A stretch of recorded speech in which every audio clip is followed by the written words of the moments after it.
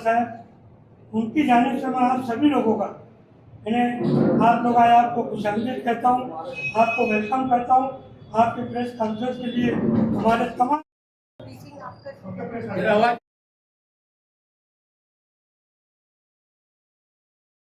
अस्सलाम वालेकुम, नमस्कार, आदाब। मेरा नाम शमीना शफ़ीक है। मैं ऑल इंडिया कांग्रेस कमेटी से नासिक ज़िला नॉर्थ रूरल जो है और मालेगांव ज़िले दोनों के लिए ऑब्ज़र्वर नियुक्त हुई हूँ, क्योंकि आज पूरे महाराष्ट्र में संगठन सृजन अभियान चल रहा है। संगठन सृजन अभियान अलग अलग चरणों में अलग अलग प्रदेशों में जारी था। शुरुआत गुजरात से हुई थी और अभी इस समय जब महाराष्ट्र में ये अभियान चल रहा है, इस समय दिल्ली में भी है, त्रिपुरा में भी है और एक और प्रदेश है, मेरे ख्याल से अरुणाचल है, वहाँ पर भी चल रहा है। ये पूरा का पूरा अभियान नव निर्माण का है। जैसे जब सृजन की बात होती तो किसी चीज़ को नवीन तरीके से पैदा करना, फिर से निकालना।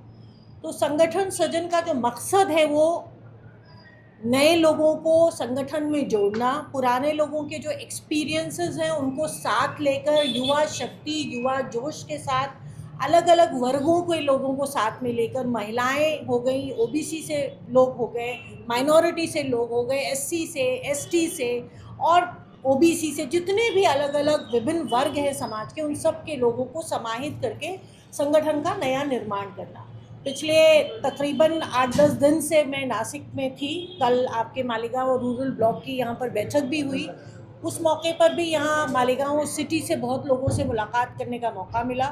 मेरे साथ यहाँ पर संगठन सृजन अभियान के सह प्रभारी जो महाराष्ट्र प्रदेश कांग्रेस कमेटी से जिनको नियुक्त किया गया है, अनीस अहमद साहब हैं, पूर्व मंत्री हैं महाराष्ट्र के और जाने माने नाम हैं। आपके मालेगांव में बहुत ज़्यादा खिदमत लोगों की बहुत सालों से कर रहे हैं। हमारे साथ नूर अंसारी साहब हैं जो भिवंडी से आते हैं, महाराष्ट्र प्रदेश कांग्रेस कमेटी के, आप भी स्टेट ऑब्जर्वर हैं। और यहाँ पर हम सब के लिए गौरव की बात है कि एक महिला नेत्री इस पूरे के पूरे अभी जो लोकसभा है उसका रिप्रेजेंटेशन सदन में करती हैं। मालेगांव उसका एक बहुत बड़ा न सिर्फ हिस्सा है बल्कि मालेगांव का एक बहुत बड़ा अहम रोल रहा है उनको सांसद बनाने में, जिसकी बात वो खुद भी कहती हैं और बहुत फ़ख्र के साथ कहती हैं। तो ये हमारे लिए फ़ख्र की बात है कि एक महिला सांसद हमारे बीच में है, हम सब के बीच में है। आज जब देश में महिला आरक्षण पे इतनी बात हो रही है तो उससे बहुत सालों पहले पार्टी ने इंदिरा गांधी जी को प्रधानमंत्री जैसे उच्च पद पर बिठाया था और महिला सशक्तिकरण के लिए जिस तरह से कांग्रेस पार्टी हमेशा से काम करती आई है, उसी दिशा में ये एक अलग कदम है जिसमें महिलाओं को भी नए जिम्मेदारी देने की बार बार बात हो रही है। संगठन सृजन क्या है और क्यों है ये समझना बहुत ज़रूरी है। संगठन सृजन क्यों है ये सबसे बड़ी बात है। कांग्रेस के ज़्यादातर नेताओं को, कार्यकर्ताओं को विभिन्न विभिन्न ब्लॉक से, गांव से, खेड़ों से जो लोग आते हैं उनको अक्सर ये सवाल उनके जहन में रहता था कि ज़िलाध्यक्ष कौन बन जाता है, कैसे बन जाता है, हमें तो नहीं पता। अगर हम बनना चाहें तो कैसे बन सकते हैं, या हम ज़िंदगी हमने अपनी कांग्रेस को दे दी, क्या कांग्रेस के लोग जो आला कमान हैं, दिल्ली में बैठे लोग हैं, मुंबई में बैठे लोग हैं, क्या उनको पता है कि हम भी हैं, हम पार्टी के लिए अपना वक्त दे रहे हैं, अपनी एनर्जी दे रहे हैं। तो संगठन सृजन के लिए आदरणीय खड़गे जी जो हमारे राष्ट्रीय अध्यक्ष हैं इंडियन नेशनल कांग्रेस के, आदरणीय केसी वेणुगोपाल जी जो संगठन महासचिव प्रभारी हैं, और हमारी आवाज़ है गरीबों की, माइनॉरिटीज़ की, दलितों की, पिछड़ों की सदन में आवाज़ है, उन सबको लगा कि कुछ ऐसा करना चाहिए जिससे ये जो आम शिकायत या सवाल लोगों के जहन में उठता है उसको ख़त्म किया जाए। लिहाजा संगठन सृजन का जो तरीक़ा था वो अपनाया गया, जिसमें हम सब आपके बीच में आए हैं और आपके माध्यम से ये सब लोगों से आह्वान कर रहे हैं, सब लोगों से गुजारिश कर रहे हैं कि कोई भी व्यक्ति जो कांग्रेस पार्टी का प्राथमिक सदस्य है वो ये फॉर्म भर सकता है जो हम अभी सबको आपको भी दिखाएंगे, जो जिलाध्यक्ष का आवेदन पत्र है। तो कहने का मकसद है कि ये जो पूरी प्रक्रिया जिन जिन प्रदेशों में हो गई, ये 7वां चरण है जब हम आपके बीच में आए हैं, वरना बहुत सारे चरणों में अलग अलग प्रदेशों में ये काम हो चुका है। तो एक बार ये प्रक्रिया जब पूरी हो गई तो महाराष्ट्र में कोई कार्यकर्ता ये नहीं कह सकता कि हमें नहीं मालूम जिलाध्यक्ष कौन बन गया, कैसे बन गया। क्योंकि ये सबकी जिम्मेदारी बनती है और सबकी जवाबदेही भी बनेगी और सबको एक तरीके से उनसे उनका बहुत ज़्यादा एहतराम के साथ उनसे कहा जा रहा है कि अगर आप फॉर्म भरना चाहते हैं तो आप फॉर्म भरें। इससे पहले यहाँ आपके महाराष्ट्र में आने से पहले यही जिम्मेदारी हमने जम्मू कश्मीर में निभाई थी, यही जिम्मेदारी उसके बाद बिहार में निभाई और अब आपके बीच में तीसरे चरण में मैं भी आई हूँ यहाँ महाराष्ट्र में। ये फॉर्म भरना उन सब लोगों से आपके माध्यम से कहना चाहती हूँ कि भरे। जिलाध्यक्ष एक ही चुना जाएगा, जाहिर सी बात है। हो सकता है 15 फॉर्म्स आए, हो सकता है 20 फॉर्म्स भरे जाए, हो सकता है उससे ज़्यादा या उससे कम फॉर्म भरे जाएँ। जो हमारा रोल है, हमारे साथ जो स्टेट कोऑर्डिनेटर्स यहाँ बैठे हैं, हम सब जो लोग फॉर्म भरेंगे उनसे अलग से बातचीत होगी, 1 to 1 एक पर एक बैठकर बात होगी और उनसे पूछा जाएगा कि मालेगांव को आप किस तरह से देखते हैं, संगठन में आप किस तरह से अपनी जिम्मेदारी तय करेंगे, कैसे आप संगठन को आगे बढ़ाएंगे। और उस पूरे बायोडाटा के साथ उस जो बातचीत होगी उसको ध्यान में रखते हुए कोई 6 नाम हमको आगे बढ़ाने हैं, 6 नाम दिल्ली तक भेजने हैं। सारे नाम दिल्ली नहीं जाएंगे, वो 6 नाम में से पार्टी फैसला करेगी कि किसको जिलाध्यक्ष बनना है, वो मेरे भी हाथ में नहीं है।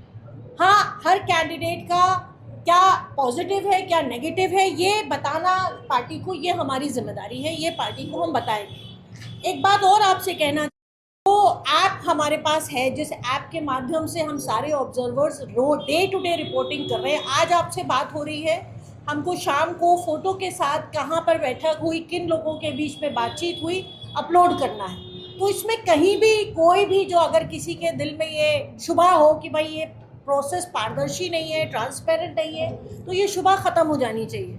क्योंकि रोज़ के रोज़ जब रिपोर्टिंग होनी है, हम कहाँ गए, कितने लोगों से मिले, हमें ये भी बताना है। हर ऑब्जर्वर की ये जिम्मेदारी बनती है। तो लिहाजा एक बहुत ही ट्रांसपेरेंट प्रक्रिया है। इस पूरे दौर में ना सिर्फ जिलाध्यक्ष को चिन्हित करना है या उनको ढूंढना है, बल्कि उसके साथ साथ अब यहाँ मालेगांव में आए तो मालेगांव में ख़ास तौर से किस तरह से और लोग हैं जिनकी लीडरशिप को आगे बढ़ाना चाहिए, ये जिम्मेवारी भी हम सबके ऊपर है कि कौन ऐसे लोग हैं जिनको मालेगांव में अलग अलग जिम्मेदारियां दी जाएं। किसी को बोलना बहुत अच्छा हो सकता है, प्रवक्ता हो सकता है, कोई संगठन का काम बहुत अच्छा कर सकता है, किसी का जो आउटरीच प्रोग्राम है, सोशल आउटरीच है, लोगों से और मिलना। भाई कांग्रेस परिवार के बाहर भी दुनिया है, मालेगांव में लोग हैं, तो उनसे मुलाकात करके उन तक कांग्रेस की बात पहुंचाना हो सकता है। कुछ लोग ये काम बेहतर कर सकते हो, कुछ लोग महिलाओं को ज़्यादा पार्टी में ला सकते हो, उनको मेंबरशिप दिलवा सकते हो, युवाओं को जोड़ सकते हो। ये सारे काम इसी प्रोसेस में चिन्हित किए जाएंगे, ढूंढे जाएंगे कि ऐसे कौन से लोग हैं, और यही जिम्मेदारी के साथ आपके बीच में आए हैं। कल क्योंकि ब्लॉक की मीटिंग थी, यहीं आपके ज़िले में थी, तो बहुत सारे शहर के लोग कल मुलाकात की। कल से बल्कि बहुत पहले से बहुत लोगों से फ़ोन पर बातचीत हो रही है। भारत जोड़ो यात्रा जो आपके मालेगांव से भी निकली थी, भारत जोड़ो न्याय यात्रा, उसने जिस किस्म से पूरे के पूरे हिंदुस्तान में एक रेवोल्यूशन लेकर आया, पहले कन्याकुमारी से चली कश्मीर तक, और उसके बाद जो सेकेंड फेज़ था उसमें मालेगांव भी आई थी।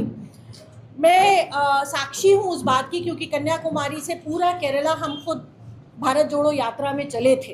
तो जिस तरह से राहुल गांधी जी ने मोहब्बत की दुकान खोलने की बात कही थी, जिस तरह से राहुल गांधी जी ने ये कहा था कि हर वर्ग के लोगों को साथ में जुड़ना है, उनकी समस्याओं को कांग्रेस के लोगों को समझना है, उसके सलूशन निकालने सुख में, उसी मकसद के साथ आप ये समझ लीजिए कि भारत जोड़ो 3 चल रहा है।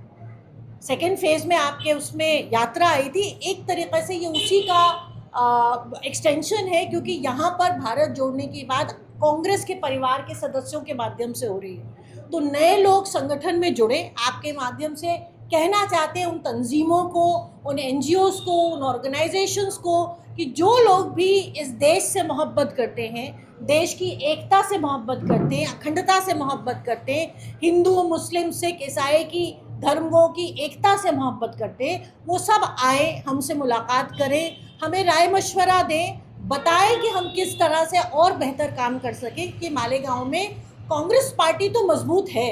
अगर कांग्रेस पार्टी मजबूत नहीं होती तो सांसद जी इतने मतों से यहाँ से जीत के नहीं जाती, मगर फिर भी कभी उतार कभी चढ़ाव होता है, तो हम और मजबूती से लोगों की खिदमत कैसे कर पाए। क्योंकि कांग्रेस पार्टी की राजनीति का जो एक ही जरिया है वो है सेवा, वो है खिदमत।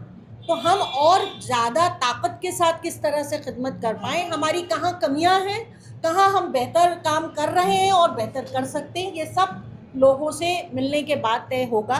और आपके ज़रिए हम लोगों से कहना चाहते हैं, मेरा नंबर, मेरे कॉन्टैक्ट्स यहाँ पर हैं, किसी से भी पूछा जा सकता है। 2-3 दिन हम लोग यहीं, कल से यहीं हैं, हम लोग यहीं हैं। आप जिनके जो लोग भी मिलना चाहते हैं वो मिल सकते हैं, बात कर सकते हैं और संगठन सृजन अभियान का हिस्सा बन सकते हैं। इसके साथ मैं आप लोगों के सामने कि किस तरह से ये फॉर्म है, खड़े हो जाएं से हम लोग, सब लोग आपके हाथ में फॉर्म नहीं, साथ में कर लीजिए। ये वो फॉर्म है जिसको भरना है सबको।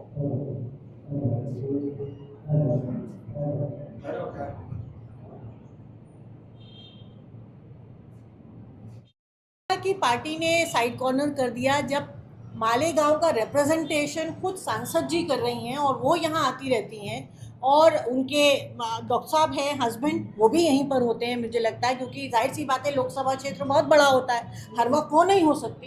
तो परिवार के लोग, पार्टी के लोग, जो संगठन के लोग हैं वो भी होते हैं। तो मुझे नहीं लगता कि कहीं से भी नज़रअंदाज हुआ है। मैडम, अब फिर ये कि हम थोड़ा सवाल इस तरफ से हो जाएंगे कि हमको जन्म दाखिला मामले के अंदर हमारे शहर के 32 लोग पिछले 2 साल से जेल की सलाखों के पीछे है, जिसमें 2 लेडीज भी। ये परेशानी हमारी है। शायद की दूसरी परेशानी हम पर आ गई। हमने सांसद चुन के दिया है, ये बात ठीक है, उनका काम बहुत बड़ा है, लेकिन कांग्रेस पार्टी की जानिब से जिस तरह से रियासत से या फिर सेंट्रल से हमको मदद मिलनी चाहिए थी हमारे शहर को, वो नहीं मिली। ये शिकायत आम तौर से, यानी आप ये है, आप अगर शहर में घूम जाएंगे तो सभी ये होंगे, सर मकड़ी थे तो सर कई बार यहाँ पे आ जाते थे, कई बार आते थे, हर एक प्रॉब्लम सर को पता था। लेकिन अब जो है कांग्रेस पार्टी, जो गढ़ माना जाता था मालेगांव शहर में, कांग्रेस पार्टी ने ही मालेगांव को यानी सौतेला छोड़ दिया, ऐसा लगता है। आपके माध्यम से जो इन्फॉर्मेशन आई है, मैं इस पर सवाल नहीं उठा रही हूँ, मगर ये आपसे वादा करती हूँ कि ये जो आपने अभी प्रॉब्लम बताई है, इसको पार्टी के जितने भी सीनियर लीडरशिप है उनके सामने रखा जाएगा और आज ही रखा जाएगा। और अगर कोई गलती, कोई कोताही हुई है तो उसके लिए हम माफ़ी मांगते हैं पार्टी की तरफ से और इंशाल्लाह आगे बेहतर काम होगा।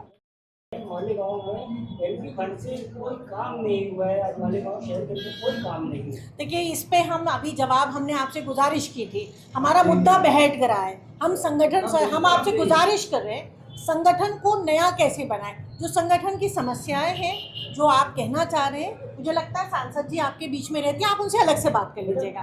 तो आप संगठन मजबूत कर रहे हो, संगठन मजबूत करेंगे तो जो लोग वोट दिए हैं उन्हीं लोगों से संगठन मजबूत होगा, उन्हीं का काम नहीं हो रहा है, वही शिकायत सांसद जी आपसे अलग से बात करेंगे इसमें। उनका राब्ता ऑफिस भी नहीं है मालेगांव में। सांसद जी अलग से बात करेंगे, संगठन की बात हो रही है ना जी। नहीं, राब्ता ऑफिस क्यों नहीं है? पूरा डिस्ट्रिक्ट आप ऑफिस में बैठे हुए हैं, इससे बड़ा राब्ता ऑफिस क्या?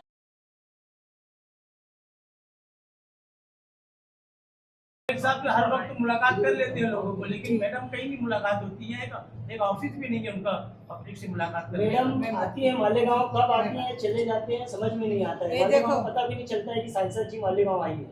हम वही बात करते हैं। ऐसा है कि चुनाव होने के बाद, चुन के आने के बाद जो भी फंड आता है, खासदार का फंड, वो 6 कॉन्स्टिट्यूंसी के लिए 5 कोटी रुपए आता है। तो एक मतदार संघ के लिए 80 लाख रुपए का फंड आता है, बराबर।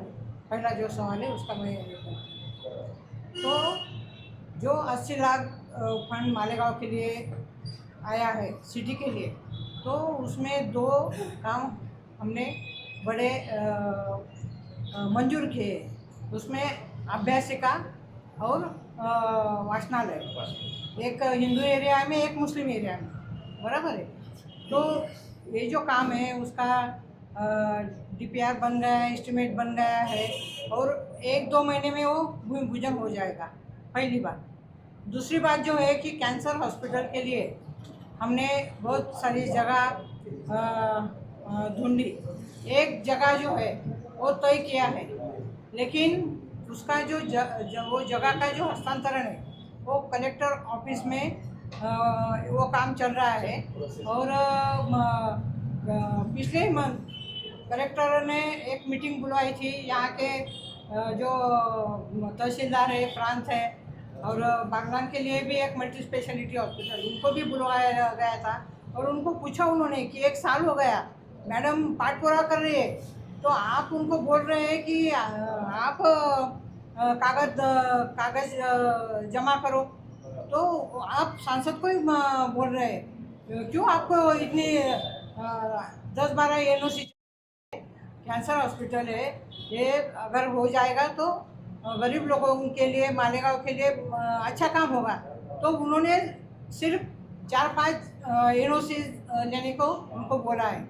और उनको ये भी बोला है कि 8 दिन के अंदर मुझे ये एनओसी चाहिए, क्योंकि एनओसी जब तक मिलती नहीं है, यानी साइड रोड्स है, अंडरपास है, ओवर ब्रिज है, धुलिया तक, पिंपल गांव से धुलिया तक, ये सब गडकरी साहब ने मेरे लेटर पे मंजूर किए और वो चालू भी हुए। धुलिया के मंजूर हमने किया है और उसका डीपीआर भी अभी चल रहा है, हो रहा है। तो ये बहुत बड़ा काम होने वाला है। और बस जहाँ जहाँ पे एक्सीडेंट पॉइंट्स है वहाँ पे अंडरपास होंगे, नहीं तो ओवर ब्रिज होंगे। कि सभी पक्ष ने मुझे मदद की है, कांग्रेस पक्ष ने तो की है, लेकिन सभी ने, मौला है, मौलवी है, और सभी धर्म के लोगों ने मुझे मदद की है। इसलिए मुझे इतने वोट्स 1,98,500 वोट्स यहाँ पे मिले हैं। बाकी के भी कॉन्स्टिट्यूंसी में वोट बढ़े हैं, इसलिए हम चुन के आए, नहीं तो इतना आसान नहीं था। और ये जो मुझे संधि मिली है, तो इसका तो मुझे पूरा ध्यान है। एक बात ध्यान पे रखो कि हम कांग्रेस के हैं, बराबर है, सत्ता यूटी के, बीजेपी के, उनसे निधि लेकर आना और काम करना ये मुश्किल है। फिर भी हम ज़्यादा से ज़्यादा कोशिश यहाँ पे कर रहे हैं। और आपको मालूम है कि उन्होंने नैरेटिव बना दिया पूरे दिल्ली तक। हाँ, तो मैं जब भी केंद्रीय मंत्री के पास जाती हूँ, मालेगांव धुलिया बोला तो उनका यानी करंट लग जाता है। तो मैं उनको समझाती हूँ कि आप जो सोच रहे हैं ऐसा नहीं है। मालेगांव ने हमेशा सेक्युलर जो उम्मीदवार है उनको ही वोटिंग किया है, लेकिन इस वक्त ऐसा हुआ कि एमआईएम का उम्मीदवार नहीं था, वंचित आघाड़ी का फॉर्म बात हुआ था, और जो मेन पक्ष था वो बीजेपी और कांग्रेस, इसमें ही हुआ है। और बाकी जो कॉन्स्टिट्यूंसी है उसमें भी मेरे वोट्स बढ़ गए हैं। और मालेगांव में इसके पहले के जो 3 चुनाव हो गए उसमें बीजेपी के उम्मीदवार 6,000 से आगे गया नहीं है। हमेशा 5,500, 6,000, 4,000, 4,500 इतने उठाया था। तो आपको मालूम है जोर भाई, आप भी थे, हमने एक मीटिंग ली, सभी पक्ष के अपने कार्यकर्ता थे, नेतागण थे, पुलिस अधिकारी थे, उनसे हमने बात किया कि हमारे लोगों को परेशान मत करो, और जो बुजुर्ग है उनको ज़्यादा टाइम मत बिठाओ। और जो आप बोल रहे हैं कि कुछ केसेस कोर्ट में उनको लिया है, तो वो बोले कि हम उनके ऊपर देखेंगे, वो मेडिकल लीगल प्रॉब्लम है, हम वो सॉल्व करेंगे। ये आपका काम नहीं है। ऐसा है, अभी ऐसा है कि मालेगांव में जिसको भी प्रॉब्लम आता है, अभी किसानों को अतिवृष्टि और गारपीट हुई, कांधा पीक पूरा चला गया, डाइंग है, गेहूँ है पूरे धुलिया कॉन्स्टिट्यूंसी में। तो मैं तब तो अधिवेशन चल रहा था बजट का, तो मुझे तो 2 तारीख को अधिवेशन ख़त्म हो रहा था। मैंने एक लेटर अपने कृषि मंत्री शिवराज सिंह चौहान उनको दिया, उनको वीडियोस बताए, और उनको बोला मैंने कि जिसका ज़्यादा से ज़्यादा किसानों का जो नुकसान हुआ है उनको तुरंत आप मदद कीजिए। तो उन्होंने भी बोला कि जो पीक बीमा जिन्होंने निकाले उनको ये पैसे जो है हम इमीडिएट भेजते हैं। आपने जो बोला तो मैं आपसे विनती करती हूँ सभी मेरे पत्रकार भाइयों से कि मुझे आप जगह ढूंढ के दो, क्योंकि हम बहुत कोशिश कर रहे हैं कि दो जो मतदार संघ है उसके बीच में कहीं पे भी एक जगह मिली, यानी बहुत बड़ी नहीं मिली, ऑफिस का भी एक गाला भी मिला तो भी चलेगा। हम ढूंढते हैं लेकिन अच्छा गाला नहीं मिलता है तो फिर रेस्ट हाउस पे आते हैं, नहीं तो होटल में उतरते हैं, लेकिन सबको हम मिलते हैं जिनको गवर्नमेंट है अभी की कंडीशन में वो नारी शक्ति वंदन अधिनियम ला रही है, इस बारे में आप क्या बोलेंगे? कांग्रेस ने लाया ये चीज जो है नारी शक्ति जो है औरतों को रिजर्वेशन कर रहे हैं। देखिए 33%, हाँ 33% जो है अभी आप दोनों लेडीज है, इस बारे में आप क्या बोलेंगे? देखिए 33% आरक्षण पंचायती राज में सबसे पहले आदरणीय राजीव गांधी जी ने दिया था, वो 33% से बढ़कर 50% हो गया है। और 33% महिला आरक्षण बिल, इस बात को लाए हुए सोनिया जी ने बहुत समय पहले लेकर आई थी। अपर हाउस में पास हो गया था, आपको पता है, दूसरे हाउस में पास नहीं हुआ था। और यही पार्टीज जो आज दम भर रही है कि हम 33% आरक्षण लेकर आ रहे हैं, इन्होंने ही विरोध किया था, सबसे ज़्यादा विरोध इन्होंने किया था। इनके आज भी कोई भी इनकी फ्रंटल, आप आरएसएस में देखिए कितनी महिलाएं आपको दिखेंगी, नहीं दिखेंगी। तो कांग्रेस पार्टी महिला सशक्तिकरण की हमेशा से आवाज़ भी रही है और मिसाल भी रही है। तो अभी कांग्रेस पार्टी इस बात को लेकर, न सिर्फ कांग्रेस पार्टी, मुझे लगता है पूरे भारतवर्ष की महिलाएं बहुत खुश हैं कि 33% महिला आरक्षण बिल आ रहा है। मगर जितनी जल्दबाजी में उसको लाया जा रहा है, उसके पीछे जो मंशा है वो मुझे लगता है आदरणीय राहुल गांधी जी ने, सोनिया गांधी जी ने तो बाकायदा न्यूज़पेपर में एक कॉलम लिखकर बताया है कि क्यों जल्दबाजी हो रही है। मैं उसमें डिटेल में इसलिए नहीं जाऊंगी क्योंकि फिर मुद्दे से हम भटक रहे हैं। हमारा काम है हम अपने संगठन को कैसे मजबूत करें, हम महिलाओं को, युवाओं को अपने संगठन में कैसे मिलाएं, शामिल करें। इस बात के लिए हम सब वचनबद्ध हैं, कोशिश कर रहे हैं। आप लोगों से भी ये गुजारिश है कि अगर आपकी नज़र में कोई ऐसी महिलाएं हो जो सामाजिक तौर पे बहुत ज़्यादा एक्टिव हो मगर राजनीतिक तौर पे नहीं है, आप हमें बताइए, हम उनसे मुलाकात करेंगे। मगर कोई नया आएगा तो सीधे जिलाध्यक्ष थोड़ी बनेगा, वो तो स्टेट में काम करेगा, जिले पे काम करेगा। तो उसके लिए हमारे दो स्टेट ऑब्जर्वर्स हैं, अपना नाम नंबर दें, डिटेल्स दें। नहीं, ये जिलाध्यक्ष का फॉर्म आप अभी ले लीजिए। मुझे पूछ रहे हैं कि देखिए ये जिलाध्यक्ष का, अभी आप लोग कुछ लोग से मीटिंग किए जी, वो जो 16, 17, 18 को महिला विधायक जो लाए हैं, कांग्रेस पार्टी का क्या स्टैंड है? क्या उसकी आप पालन करेंगे या उसके पेवर? देखिए हम कांग्रेस पार्टी के प्रवक्ता नहीं हैं, ये सवाल गलत शख्स से है। ये सवाल मुझे लगता है जो कांग्रेस पार्टी के प्रवक्ता हैं आपको उनसे पूछना चाहिए, या फिर मेरी बात पूरी होने दीजिए। आप क्या सोचती है? नहीं, मैं कुछ नहीं, जो पार्टी की लाइन होगी, जो पार्टी सोचती है हम वही सोचते हैं, हम मुद्दे से भटक नहीं सकते। आदरणीय राहुल गांधी जी ने, खड़गे जी ने क्लियर कर दिया है इस बारे में।